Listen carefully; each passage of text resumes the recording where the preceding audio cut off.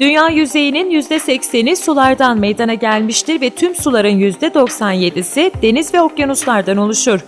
Dünyada 1,4 milyar kilometre küp su olduğu bilinmektedir ve tüm suların sadece %1'i içilebilir niteliktedir.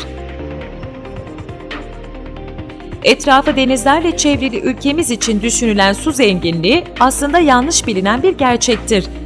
Önemli olan içilebilir nitelikteki suyun miktarıdır ve ülkemiz bu konuda oldukça fakir ülkeler arasında yer almaktadır.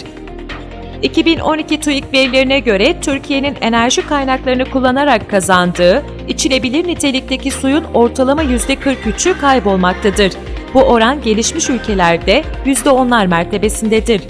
Resmi kaynaklara göre işaret edilen %43'lük içme suyu kayıplarının ülke ekonomisine maliyeti yıllık 6 milyar TL'nin üzerindedir.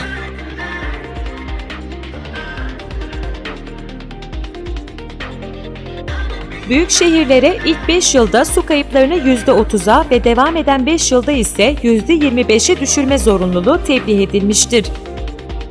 Antalya ASAP Genel Müdürlüğü tarafından Türkiye'de ilk kez 2016 yılında uygulanan ve genişletme projesi şeklinde 2017 yılında ikincisi tamamlanan uzaktan izlemeli noktasal fiziki su kayıpları tespit ekipmanları ve erken uyarı sistemleri ülke ve yerel yönetim ekonomisine büyük katkılar sağlamaktadır. SKADA merkezinde toplanan arıza raporları sahada noktasal tespit işini yapan birimlere aktarılır. Belirlenen kayıp miktarları üzerinden noktasal kayıp kaçak tespiti işlemlerine başlanır. Arıza olasılıkları sistem tarafından otomatik olarak belirlenir ve olasılıklarına göre otomatik olarak renklendirilir. Tespit edilen arızalar web tabanlı yazılım üzerinden alınan harita görüntüleri, arızaların vanaları olan uzaklıkları, kaydedilen gürültü seviyeleri ve gürültü geçmişi analiz edilerek rapor haline getirilir. Sistem kullanıcıları tarafından tespit edilen arızalar üzerinde çok daha detaylı analizler yapılabilir ve kaçak gürültüleri dinlenebilir. Arızanın büyüklüğü ve var olma süresi, kayıp kaçak miktarları konusunda fikir verir. Sistemin bileşenlerine göz atmak gerekirse, ana veri toplayıcı Alpasolar bölgenin en hakim noktasına konuşlandırılır.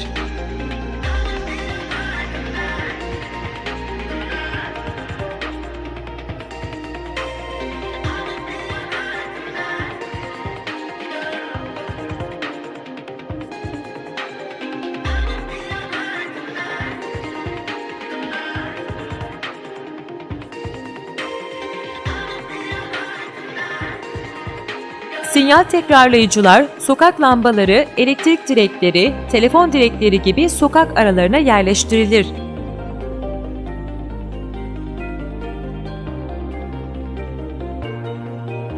Gürültü kaydedici korelatörler, hat vanaları, priz vanaları ve yangın hidrantları gibi boruya temas eden noktalara yerleştirilir. Tablet üzerinden yazılım verileri ve CBS haritaları değerlendirilerek dinlenecek bölge kararlaştırılır.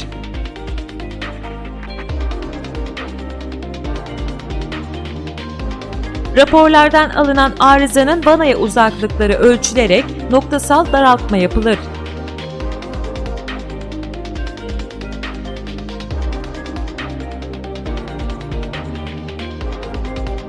Belirlenen arıza noktaları işaretlenir ve kazı ekiplerine bilgi verilir.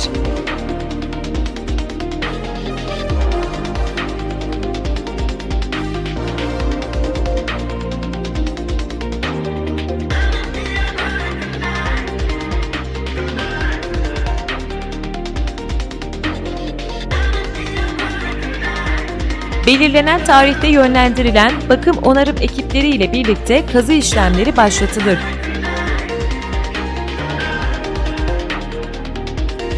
Kazı öncesi emniyet tedbirleri en üst safhada alınır. Altyapı hatlarına sahip kurumlar bilgilendirilir ve ayrıca hat tespitleri yapılır.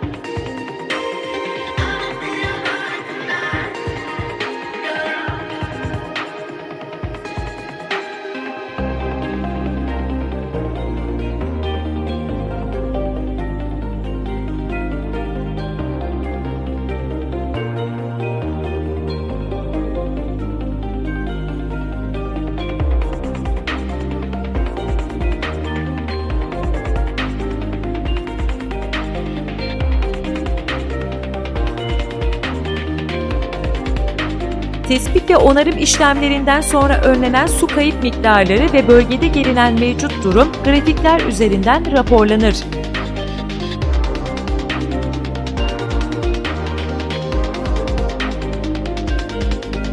İstatistiksel verilere dayanılarak ortalama değerlerle hesaplanan kazanç tablosuna bakıldığında, 2016 yılında devreye alınan 1. bölge ve 1. yılın sonunda 2. ve 3. bölgelerin yatırım maliyetlerini kazancından karşılamıştır.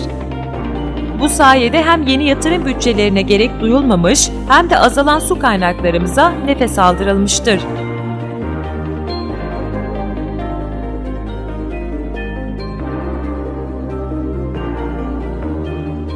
Antalya ASAD Genel Müdürlüğü'nün akıllı şebeke yönetim maksadı ile başlattığı projeler hız kesmeden devam edecektir. Kaybetmediğimiz her damla mirastır.